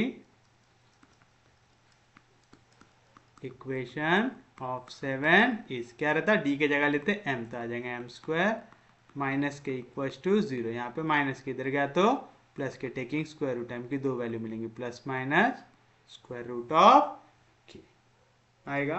कोई भी दिक्कत, कोई भी डाउट तो बताइए, क्या आएगा आपका आंसर। देयरफॉर x की वैल्यू इक्वल रहेंगी सिर्फ और सिर्फ CF से, क्यों, क्योंकि राइट हैंड साइड 0, तो PI की वैल्यू क्या आ जाएंगी 0। यहाँ पे दोनों की दोनों वैल्यू अलग मिली, तो आ जाएगा C1 e to the power m1x, m1 की वैल्यू क्या है root k x, plus C2 e to the power m2x, तो आ जाएगा माइनस के x आएगा। कोई भी दिक्कत, कोई भी डाउट, वेयर C1 C2 क्या है, where C1 and C2 are arbitrary constant आएगा। किसी को कोई दिक्कत नहीं, कोई डाउट नहीं, सबको समझा पक्के में। अब एक चीज याद रखना, यहाँ पे आपने सर्ट्स वाला एक्सपांशन नहीं किया है ना। आपको याद होगा जब भी हम लोग CF निकालते थे, तो अगर रूट में वैल्यू आ गई तो हम सर्ट्स वाला एक्सपांशन वाला फॉर्मूला लगाते थे। यहाँ पे हमने बिना एक्सपांशन का फॉर्मूला लगाया, क्यों, क्योंकि आगे जाके हमको इसको सॉल्व भी करना, तो एक्सपांशन से करते थे तो और ज्यादा हार्ड होता था क्वेश्चन, तो हमने बिना एक्सपांशन के किया। आपको याद है ना, सर्ट्स की वैल्यू को ही एक्सपांड करके हमारा वाला फॉर्मूला बनता है। सिंपली वाली वैल्यू को सर्ट्स में कन्वर्ट करो तो वाला फॉर्मूला बनता है, तो हमने सिंपल वाला फॉर्मूला लगाया यहाँ पे। x मिल गया, अब आपको निकालना है y की value from equation number 6।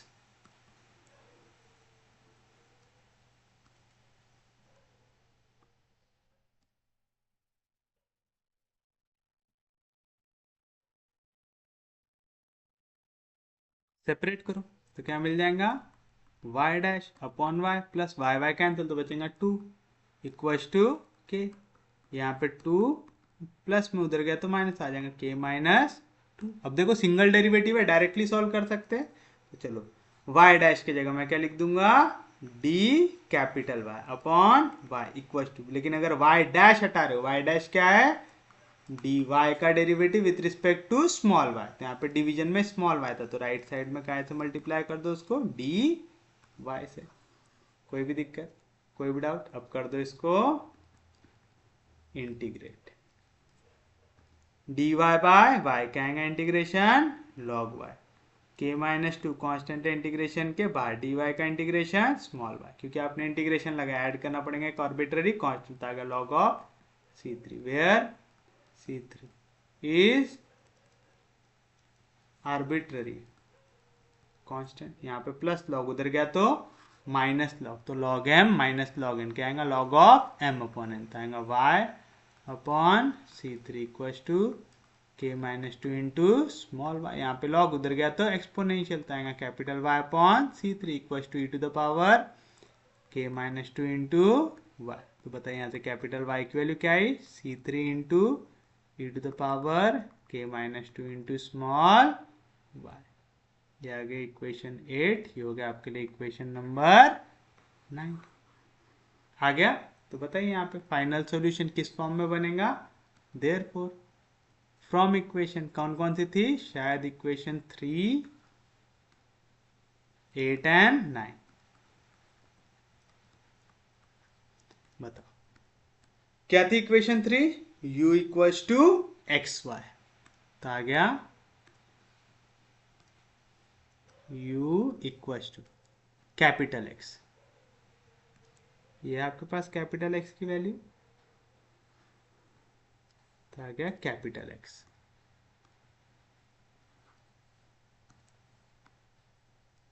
Capital X into capital Y, ये हो गया आपके लिए कैपिटल Y। ये वैल्यू जाएंगे अंदर तो मल्टीप्लाई होंगी, तो क्या आएंगी u की वैल्यू, u इक्वल्स टू पहले C1 के साथ जाके मल्टीप्लाई होगा C3 e to the power root k x plus C2 के साथ जाके मल्टीप्लाई होगा C3 e to the power minus root k x e to the power k minus two into Y.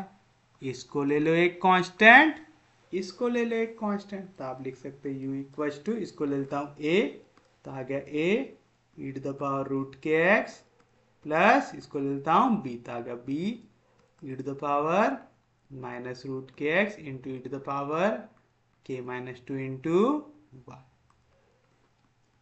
Where c1 इंटू c3 को लिया हूँ a and c2 into c3 को लिया हूँ कैपिटल P।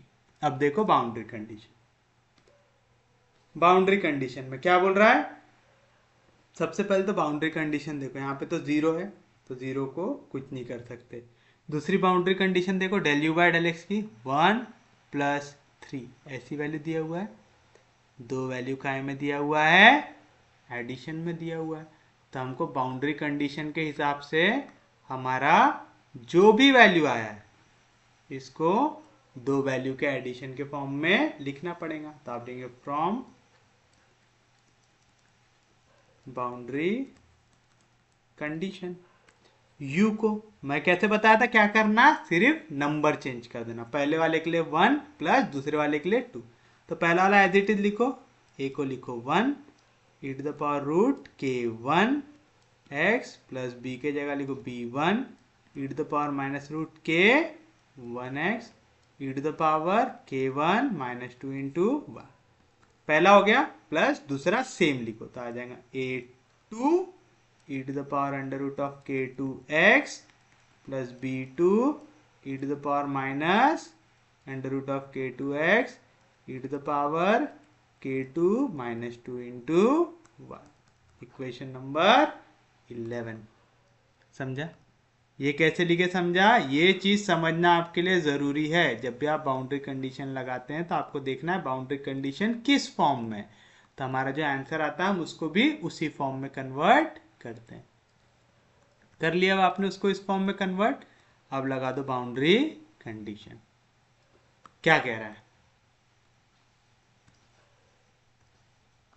गिवन u की value आ जाएंगी 0। बोल रहा है ऐसा, क्या बोल रहा है, u की वैल्यू आ जाएंगी 0। कब? जब आप x को ले लेंगे 0, when x इक्वल टू 0। तो बताओ इक्वेशन 11 में क्या हो जाएगा, u के जगह आ जाएगा 0। जब आप x की वैल्यू क्या ले लेंगे 0, तो आएगा a1 e का पावर 0 प्लस b1 e का पावर x के जगह लेना है 0 E to the power k1 minus 2 into Y plus a2 e का पावर 0 प्लस b2 e का power 0 into E to the power k2 minus 2 into Y. अब देखो 0 को मैं क्या लिख सकता हूँ, 0 प्लस 0 लिख सकता, तो 0 प्लस 0 इक्वल टू a1। किसी भी चीज का पावर 0 क्या होता है 1, तो आ गया a1 plus b1 e to the power k1 minus 2 into Y plus a2 plus b2 e to the power k2 minus 2 into y आएगा। अब देखो यहाँ पे दो वैल्यू का अपने सेपरेटली क्या बता रहे, इसकी वैल्यू क्या आने वाली है 0, यानी या तो ये वैल्यू 0 कब आएंगी, एक्सपोनेंशियल फंक्शन कभी भी 0 होता है क्या, नहीं होता है ना। यहाँ पे सिंस e का पावर k1 माइनस 2 इंटू वाई भी 0 नहीं हो सकता, e का power k2 minus 2 into y भी 0 नहीं हो सकता। क्यों? Exponential function can never be 0। तो अगर इसका आंसर 0 प्लस 0 आ रहा है तो कब आएगा, जब ये पहला वेरिएबल 0 या तो दूसरा जो कांस्टेंट वाला वेरिएबल है वो 0, मतलब a1 प्लस b1 0 आ जाए एंड a2 प्लस b2 0 आ जाए। क्यों? क्योंकि ये एक्सपोनेंशियल भी 0 नहीं होगा, ये एक्सपोनेंशियल भी 0 नहीं होगा, मतलब इनके साथ जो कांस्टेंट आप मल्टीप्लाई कर रहे हैं वो क्या होने चाहिए, 0 होने चाहिए। तो यहाँ पे प्लस b1 इधर गया तो माइनस b1, यहाँ पे प्लस b2 इधर गया तो माइनस b2 आएगा। कोई भी दिक्कत? आप ऐसा लिखो, या तो आप इसी को बोल सकते हो कि जहाँ पे b1 है उसके जगह मैं क्या लिख सकता हूँ माइनस a1, एंड जहाँ पे b2 है इसके जगह मैं क्या लिख सकता हूँ माइनस a2। तो बताओ इक्वेशन 11 क्या बन जाएंगी, देयरफॉर इक्वेशन 11 बिकम्स, ये चीज समझा ना, एक्सपोनेंशियल फंक्शन कभी भी जीरो नहीं हो सकता, फिर भी हमारा आंसर क्या आ रहा है, जीरो आ रहा है, मतलब जो एक्सपोनेंशियल फंक्शन के साथ आपने कांस्टेंट मल्टीप्लाई किया था वो क्या होंगे यहाँ पे, जीरो। समझा पक्के में, किसी को कोई दिक्कत नहीं। अब b के जगह लिखो -a1, यहाँ पे भी b2 के जगह लिखो -a2। तो अगर मैं b1 के जगह -a1 लिखूँ, b2 के जगह -a2 लिखूँ, तो यहाँ से a1 को मैं निकाल सकता हूँ कॉमन, तो क्या आ जाएगा, u इक्वल्स टू a1 को निकाल लिया मैंने कॉमन, यहाँ पे क्या बचेगा, e to the power root k1x, फिर उसके बाद कौन सा साइन आ जाएगा, माइनस, क्योंकि a1 को बाहर निकाला हूँ, तो आ जाएगा माइनस, b1 के जगह मैंने -a1 निकालता और a1 को निकाल लिया बाहर, तो क्या बचा यहाँ पे, minus e to the power minus under root of k1x बचा।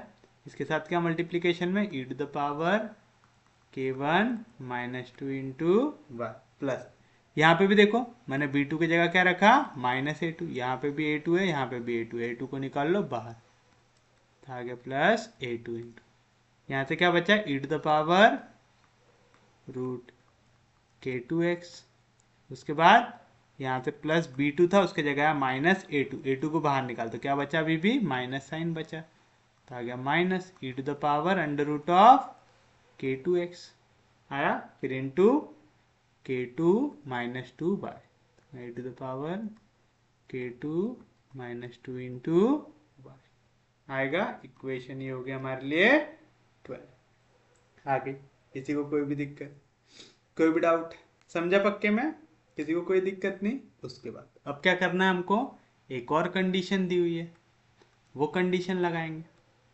वो कंडीशन में क्या बोल रहा है, del you by del x की वैल्यू दी हुई है, यानी आपको अब यू को डिफ्रेंशिएट करना पड़ेगा with respect to x, partially करना पड़ेगा, तो आप लेंगे डिफ्रेंशिएट इक्वेशन टेल partially with respect to x, वी के, चलो u का डेरिवेटिव आ जाएगा del you by del x equals to a1 जैसा था वैसा आ गया, y वाली टर्म क्या रहेंगी, कांस्टेंट, तो डेरिवेटिव के बाहर।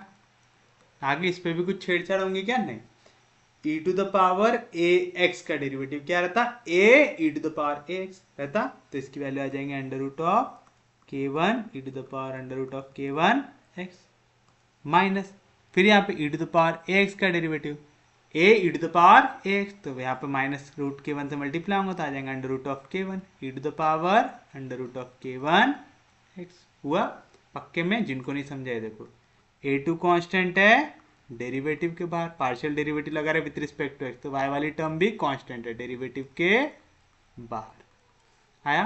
पहले तो e to the power x का derivative e to the power x रहता, लेकिन e to the power ax का डेरिवेटिव क्या रहता, a e to the power x, आ गया under root of k2 e to the power under root of k2 x, फिर यहाँ पे माइनस साइन था ना सेकेंड वाली टर्म में, हाँ माइनस साइन था, फिर उसके बाद माइनस साइन जैसा था वैसा, e to the power x का derivative a e to the power ax, a की वैल्यू क्या है -k2, तो माइनस इंटू माइनस आ जाएगा plus k2 e to the power minus k2x आएगा। कोई भी दिक्कत, कोई भी डाउट, अगर किसी को नहीं समझा है क्या लिखा हूं तो मैं रीड कर रहा हूँ, ठीक है, del you by del x equal to a1 under root of k1 e to the power under root of k1 into x plus under root of k1 e to the power under root of k1x e to the power k1 -2 into Y plus a2 under root of k2 e to the power under root of k2 into x plus under root of k2 e to the power minus under root of k2 into x into e to the power k2 -2 into Y. अब देखो यहाँ पे भी root k1, यहाँ पे भी root k1 बाहर निकाल सकते हैं, यहाँ पे भी रूट k2, यहाँ पे भी रूट k2 बाहर निकाल सकते हो, तो क्या मिलेंगे आपको, del you by del x equals to a1 root k1 e to the power under root of k1x plus e to the power minus under root of k1x आएगा into e to the power k1 -2 into Y plus a2, यहाँ से under root of k2 बाहर निकाले तो क्या बचेगा, E to the power under root of k2x plus E to the power minus under root of k2x into E to the power k2 minus 2 into Y. आ गया। इसको देख question number 13, लगा दो इनिशियल कंडीशन। क्या बोल रहा है,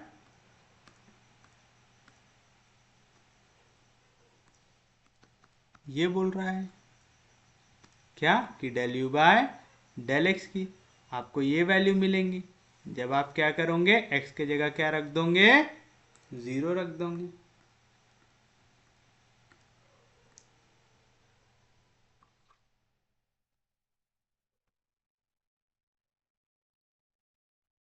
बोल रहा है ऐसा, तो लिख दो यहाँ पे now del you by del x की जगह आप ये वैल्यू लिख सकते हैं, यानी 1 plus E to the power minus 3 y लिख सकते। बस आपको x की जगह क्या रखना है, 0। तो जहां जहां पे x है वहां पे रख दो 0, तो आएगा a1 under root of k1 into E का पावर, ये हो गया 0 क्योंकि x की वैल्यू 0, x की वैल्यू 0 है।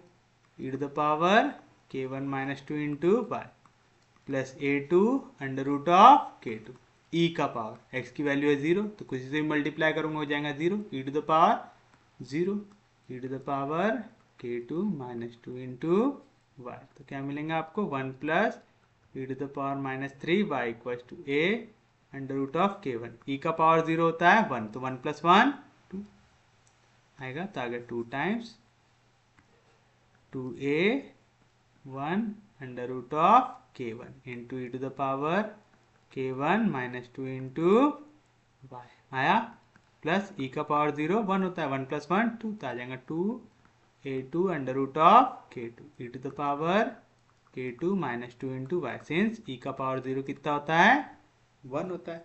अब देखो यहाँ पे दोनों टर्म में ई का पावर दिख रहा है, दिख रहा है, तो यहाँ पे भी ई का पावर दिखना चाहिए, है ना।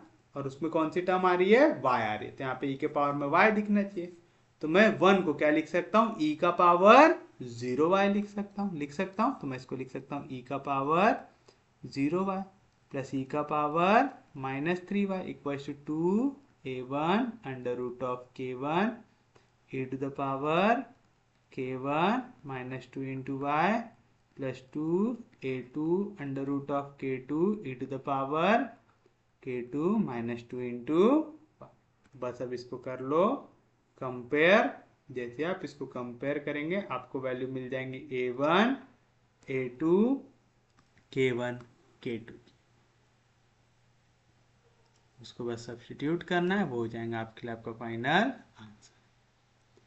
चलिए बताइए, यहाँ पे e के पावर में है 0y, यहाँ पे e के पावर में k1 माइनस 2, तो आप बोल सकते हैं देयरफॉर k1 माइनस 2 की वैल्यू क्या आ रही है, 0, यानी यहाँ से k1 की वैल्यू कितने आएंगे, यहाँ पे माइनस 2 इधर आया तो प्लस 2 आएगी पहली वैल्यू। यहाँ पे देखो e के पावर में है k2 माइनस 2, यहाँ पे e के पावर में है माइनस 3y, यानी k2 माइनस 2 की वैल्यू आएंगी माइनस 3। तो k2 की वैल्यू क्या आएंगी, यहाँ पे माइनस 2 इधर गया तो प्लस 2, 2 में से 3 गया, कितना बचेगा माइनस 1। k2 भी मिल गया आपको। अब देखो सामने वाली वैल्यू, यहाँ पे 2a1 under root of k1, तो आ गया 2a1 under root of k1। इसकी वैल्यू क्या आनी चाहिए हमारी, 2a1 under root of k1 की वैल्यू, यहाँ पे सामने कुछ भी दिख रहा है क्या, नहीं, तो क्या है 1, तो क्या आनी चाहिए वैल्यू इसकी 1 आनी चाहिए, आनी चाहिए। क्या लिख रहा हूँ, कैसे लिख रहा हूँ, समझ में आ रहा है ना सबको, पक्के में, किसी को कोई दिक्कत नहीं। तो बताइए क्या मिलेगा, 2a under root of k1, k1 की वैल्यू कितनी है 2, तो k1 की जगह आ गया 2 इक्वल्स टू 1, तो a की वैल्यू क्या मिलेंगी, 1 जैसा था वैसे यहाँ पे 2 रूट 2 मल्टीप्लीकेशन अंदर आ गया, तो डिवीजन में a भी मिल गया। अब हमको a1 भी मिल गया, अब हमको निकालना है क्या की वैल्यू, a2 की निकालना है। सिमिलरली कैसे निकालेंगे, यहाँ पे क्या है value 2a2 under root of k2 equal to, यहाँ पे सामने कुछ भी वैल्यू दिख रहा है क्या, नहीं, तो क्या आएगा 1, तो आएगा 2a2 under root of k2, k2 की वैल्यू कितनी है माइनस 1 इक्वल टू 1, तो आएगा 2a2 square root of minus 1 क्या होता है i इक्वल टू 1, तो a2 की वैल्यू क्या आएगा 1 जैसा था वैसा 2 और i मल्टीप्लीकेशन में इधर आया तो डिवीजन में।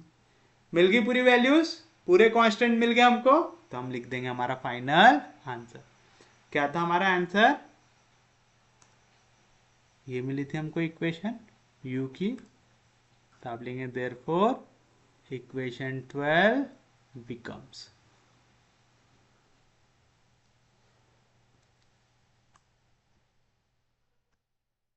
therefore equation 12 becomes, ये 12 को मैं रेफरेंस के लिए लिख लेता हूं यहाँ पे। चलिए बताइए क्या आएगा? a1। क्या है a1 की वैल्यू आपके पास? 1/2 e to the power under root of k1, under root of k1 की वैल्यू क्या है? 2, तो आ जाएगा under root of 2 into x.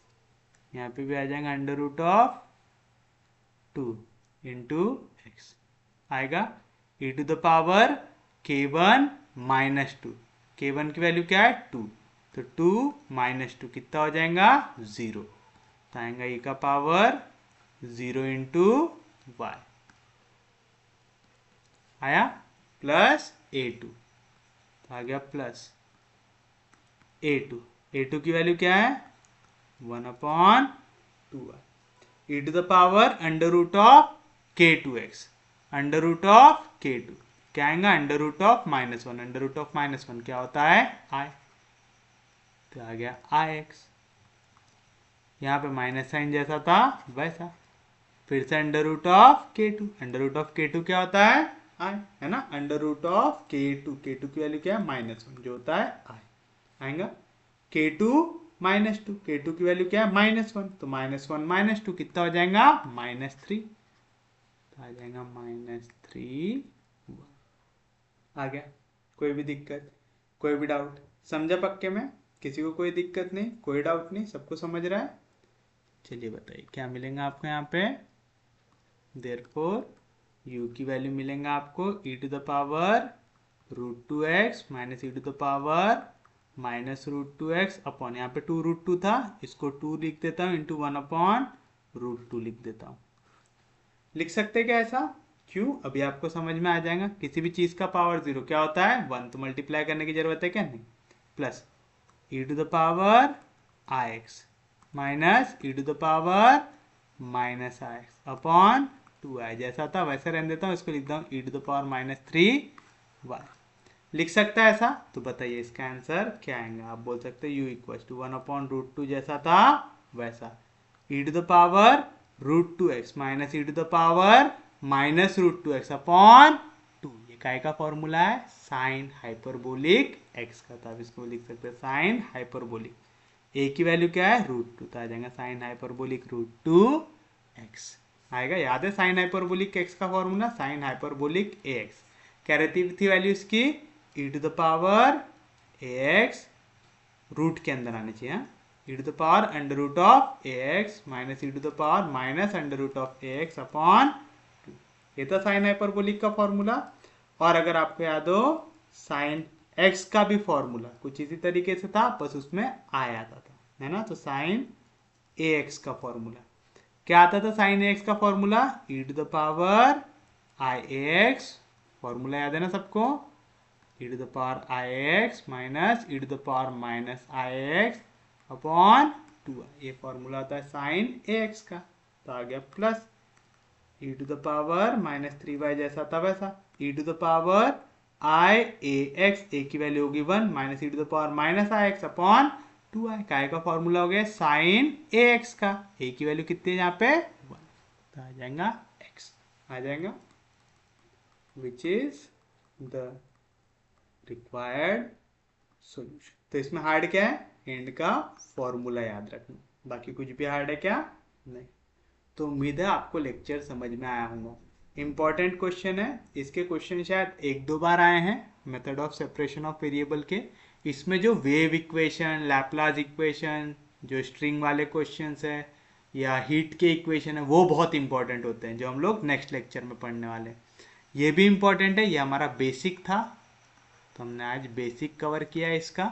फिर अभी हमको इसमें wave equation, heat equation, Laplace equation, ये देखना है, ये देख लेंगे तो हमारा वाला टॉपिक हो जाएगा कंप्लीट। तो उम्मीद है आपको लेक्चर समझ में आऊंगा। इजी था कंसेप्ट, बहुत ही आसान सा कंसेप्ट है। बस आपको यहाँ पे इनिशियल कंडीशन में एक ख्याल रखना है और जो मेन प्रोसीजर है उसमें ख्याल रखना है। जो इक्वेशन दी हुई है उसको लिखते हैं, फिर जैसे यहाँ पे z पे डेरिवेटिव लग रहा है with respect to x and y लग रहा है, तो क्या आएगा answer, z equals to capital X into capital I। x रहेगा function of x only, y रहेगा फंक्शन ऑफ y ओनली। अगर x को एक बार डेरिवेट करोगे तो x डैश लिखोगे, y को एक बार तो y डैश, तो दो बार किए तो डबल डैश, दो बार किए तो डबल डैश लिखेंगे इस तरीके से। फिर उसके बाद आप क्या करते थे, इसको पूरा x का फंक्शन इक्वल्स टू पूरा y का फंक्शन इक्वल्स टू फिर क्या लेते थे k, फिर ये दोनों को लो सॉल्व करो, ये दोनों को लो सॉल्व करो, आपको x की वैल्यू मिल जाएंगी, फिर y की वैल्यू मिल जाएंगी। उसको इस z पे कर दो सब्स्टिट्यूट, तो z का एक आंसर आएगा आर्बिट्ररी कांस्टेंट के टर्म में आएगा। फिर उसके बाद आप क्या करते, इनिशियल कंडीशन बाउंड्री कंडीशन जो है वो देखते। बाउंड्री कंडीशन में अगर सिर्फ एक वेरिएबल दिया है तो z की वैल्यू के साथ छेड़छाड़ नहीं करना। बाउंड्री कंडीशन में अगर दो वैल्यू एडिशन या सब्ट्रैक्शन में दिख रहे तो z की जो भी वैल्यू आई इसमें कांस्टेंट में पहले वाले के नीचे लिख देना 1 प्लस दूसरे वाले के नीचे लिख देना 2, सेम वैल्यू, बस a है तो एक जगह पे a1 आ जाएगा, दूसरी जगह पे a2 आ आएगा। फिर अगर k1 है यहाँ पे तो यहाँ पे k2 आ जाएगा, और कुछ भी चेंज होगा क्या, नहीं। फिर जो कंडीशन दी है उसको लगाओ, जितने ऑर्बिटरी कांस्टेंट है सबकी वैल्यू निकालो, सब्स्टिट्यूट करो, वो रहेगा आपके लिए आपका फाइनल आंसर रहता। इजी है, प्लीज इसको एक बार आप अपने से सॉल्व करो, आपके हर एक डाउट क्लियर हो जाएंगे। टॉपिक हार्ड नहीं है, बहुत आसान है, बस थोड़ा सा नया टाइप का है जो अभी तक आपने देखे नहीं। इसमें बस वो बाउंड्री कंडीशन वाला पार्ट थोड़ा सा ट्रिकी है कि आपको बाउंड्री कंडीशन किस तरीके से देखना है। देखना कहीं पे भी आपको बाउंड्री कंडीशन में एडिशन या सब्ट्रैक्शन का साइन दिख रहेगा, दो वैल्यू ऐड या सब्ट्रैक्ट हो रही है क्या, तो कांस्टेंट को भी उतने टर्म्स में हमको तोड़ना पड़ता है ताकि हम डायरेक्टली स्ट्रेट फॉरवर्ड आंसर निकाल सके। नहीं तो फिर हमको क्या है ना, ये C1 C2 C3 इनको हटाना नहीं पड़ता है, इनको लेके चलना पड़ता है, तो क्वेश्चन थोड़ा कॉम्प्लिकेट होता है। और ये मेथड से जाऊंगे तो ईजी रहेगा। बस इसमें क्या ट्रिकी पार्ट है, बाउंड्री कंडीशन समझना। बाउंड्री कंडीशन में एडिशन सब्ट्रैक्शन है तो a1 a2 k1 k2 के टर्म्स में जाओ, और अगर बाउंड्री कंडीशन में सिर्फ एक कंडीशन दी हुई है जिसमें एडिशन सब्ट्रैक्शन नहीं है तो a और k में रहने दो क्वेश्चन। समझा पक्के में, कोई दिक्कत नहीं, कोई डाउट नहीं, सबको समझ रहा है पक्के में। उम्मीद है आपको आज का लेक्चर समझ में आया होगा। अगर आपको लेक्चर समझ में आ रहे, यूजफुल लग रहे तो प्लीज़ चैनल को सब्सक्राइब कीजिए, वीडियो को शेयर करते जाइए। सबसे इंपॉर्टेंट चीज़, पढ़ते रहिए, रिवाइज करते रहिए। हम लोग मिलेंगे कल, तब तक के लिए take care, have a nice day.